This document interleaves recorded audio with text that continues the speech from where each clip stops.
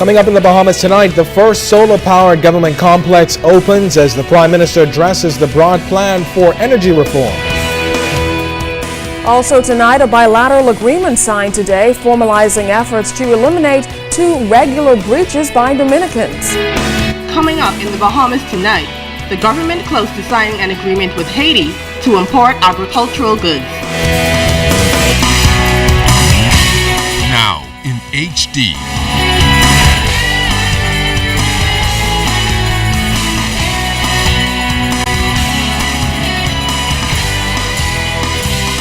ZNS Network presents The Bahamas Tonight.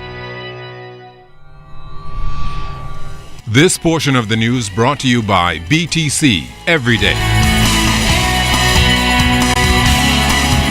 Good evening, everyone. I'm Keishla Adderley. And I'm Candino Knowles. Thanks so much for joining us. Topping the news tonight, tragedy at a home off Collins Avenue. We're told fire broke out, leaving 1 person dead. Police are on the scene now at a home just across the street from Bahamas Business Solutions. That's near the intersection of Collins Avenue and 7th Terrace. Relatives tell us the victim, a woman, was burnt beyond recognition. Police Superintendent Stephen Dean told us that the fire broke out just around 6 o'clock this evening. The victim is said to be a 73-year-old woman who reportedly lived alone. House Speaker Dr. Kendall Major, who says he's a close family friend, called today's events shocking and tragic. Dr. Major, who has a dental practice nearby, says he always saw her in the yard gardening. Police are still investigating the cause of the blaze tonight and are still trying to positively identify the victim. We'll certainly continue to follow this and bring you all the latest as it becomes available. On to other news tonight. Prime Minister Perry Christie officially opened the new BAIC headquarters today, declaring that improved economic activity is looming. Mr. Christie told attendees that BAIC's mission is to help diversify the economy and that Bahamians can expect an economic turnaround as a result of their efforts. Janelle Noel Ferguson reports. The doors were officially opened to the new BAIC headquarters Thursday in the Soldier Road Industrial Park. BAIC paves the way for energy-efficient government buildings of the future, but is also a strong arm of the BAMSI School in North Andros. Prime Minister Perry Christie predicts increased economic activity and a continued decrease in the unemployment numbers. If you are concerned about our bringing it to 14.3%, as God be my judge, eat your heart out, because over the next 18 months, that is going to continue to drop to the point where it will go to, in 2 years or so, around 10% and lower.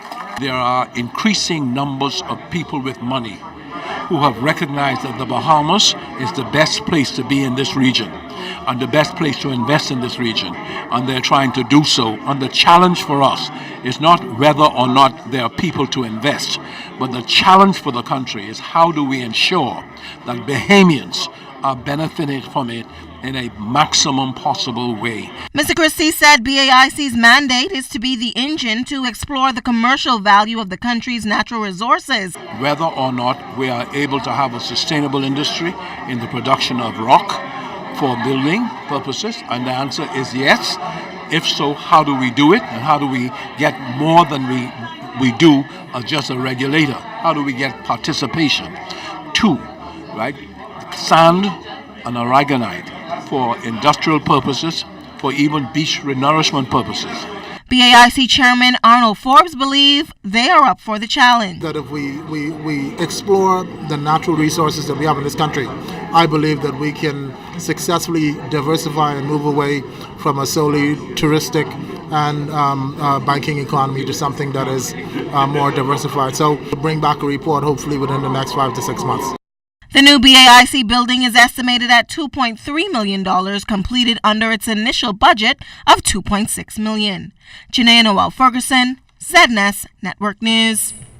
A landmark agreement was signed at the Ministry of Foreign Affairs today to curb poaching and illegal migration among Dominicans. Foreign Affairs Minister Fred Mitchell says the basic agreement also facilitates technical cooperation through the promotion of commerce and investment, cultural exchanges, scholarships, and training opportunities. Minister Mitchell says there are plans to create a joint commission for technical cooperation, which would alternate annual meetings in both countries. Minister Mitchell says the agreement signals the commitment of both parties.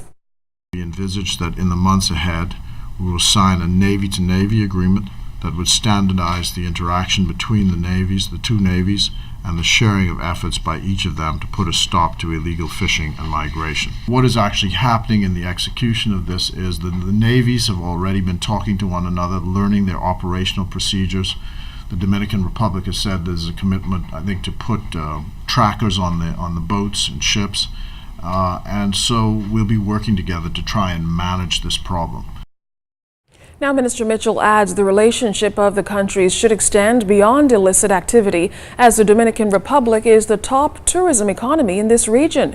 He says the country also has a dynamic manufacturing sector the Bahamas can learn from. His Excellency Cesar Dargam, Vice Foreign Affairs Minister of the Dominican Republic, says both countries can benefit from a working relationship, adding that his country is committed to addressing the poaching problem. On the first hand, we have recognized that we have great opportunities on trade, on investment, on services, on fishing, on migration, on security. But we have also recognized that we have common threats, that only working on them together we can move forward. Having a consideration of fishing on this first agreement that we're signing today is a very important signal that we're looking at this very seriously. And besides that, we are still working on a specific agreement on fishing that should be executed during the next days. Government may soon be signing an agreement with Haiti that would see the Bahamas import produce directly from that country.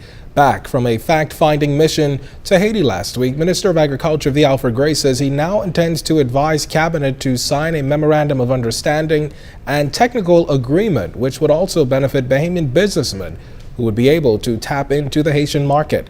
Cleopatra Murphy has a story. Impressed after seeing the advanced state of agricultural facilities in Haiti last week, Minister of Agriculture V. Alfred Gray says he intends to recommend to Cabinet Thursday that it signs an agreement to approve the import of agricultural goods from Haiti to the Bahamas. The minister says he is satisfied the Bahamas would receive quality produce. The Haitian laboratory facilities are much more advanced than those we have here. Even if we start with only farm products and the USD certification is there, I'll be happy just to start trade with Haiti. The country would initially import items such as bananas, cassavas, and peas. Gray says if the Bahamas can do business with Haiti to the extent where Haitians feel they no longer have to leave home, it would be to the country's benefit. But more than that, Gray says signing the Memorandum of Understanding that would also include technical cooperation would lead to a reduction in the price of produce we already import. If we can buy it direct on the strict health rules and conditions, it will be cheaper for the Bahamian housekeeper to buy fruits and vegetables. We will buy directly from Haiti, thereby what you can get now for 10 cents may cost 5 cents. So it's a win-win situation. He says it would not conflict with the government's plans to reduce the $900 million annual food import bill through the creation of the Bahamas Agriculture and Marine Science Institute. Even if BAMSI were to come on stream tomorrow, we would still be having to import at least 65 to 70% of what we eat in the next 2 or 3 years. Once given cabinet approval, the agriculture minister says he hopes to sign the agreement as early as Tuesday, when Haitian President Michel Martelly and the delegation visit the country. Cleopatra Murphy, ZNS Network News. Prime Minister Christie has commented on recent reports regarding Parliamentary Secretary Renwood Wells. Reports surfaced that Wells violated protocol by allegedly signing a letter of intent for a new waste-to-energy plant worth more than $600 million. The Prime Minister told ZNS News last evening that the matter is under review and will be fully addressed in due course. For example, I just saw a statement to be issued for tomorrow by KPMG, indicating that Stellar Energy, the company you were talking about, had applied to the government. So I think what you want to do is have, whenever we are ready to speak to it, we will speak to it. As Prime Minister, I will speak to it. I'm sure the Deputy Prime Minister, who has the ministry in which Renwood works, will speak to it, and Mr. Wells himself will speak to it. Well, still ahead tonight, Bahamas Striping makes its mark, showing its philanthropic side. And later on, ZNS names its newest employee of the quarter. You're watching The Bahamas Tonight. This segment of the news is brought to you by Shell Quality Fuels.